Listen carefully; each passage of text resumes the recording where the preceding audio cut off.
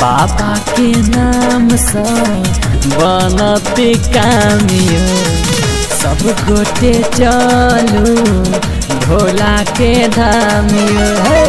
बाबा के नाम से बनत कामियो सब गोटे चलू शिव के धामियो। सब कमरिया मगन भगले अब बोल बम के नारा गाम में सुर भगले। अब देखू बम बम के नारा पूरा सुर भगले।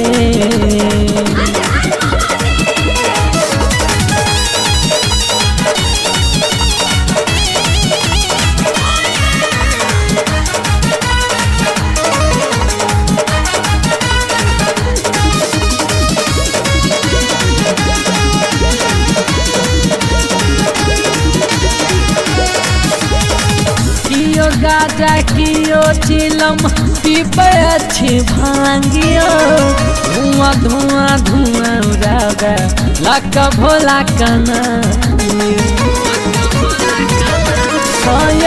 कियो गाजा कियो चिलम पीपे अच्छी भांगियो धुआं धुआं धुआं उड़ावे लका भोला कना मियो। धतुरो के पीस भोर भगले अब बोल बम के नारा पूरा सुर भगले। आ देखू बम बम के नारा गाँव में सुर भगले। हर हर महादेव।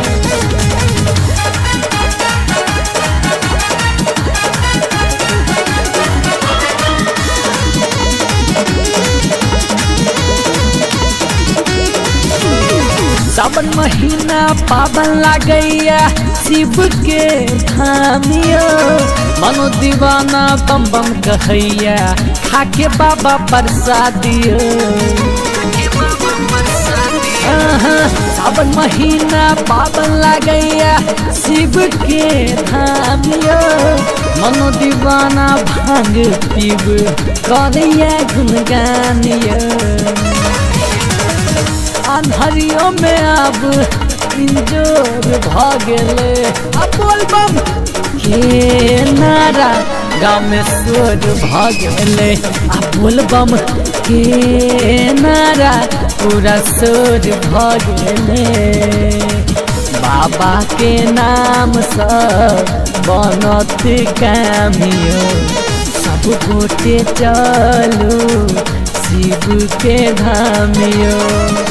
सब कमरिया मगन भगले अब बोल बम के नारा गाँव में सुर भगले। अब देखू बम बम के नारा पूरा सुर भगले।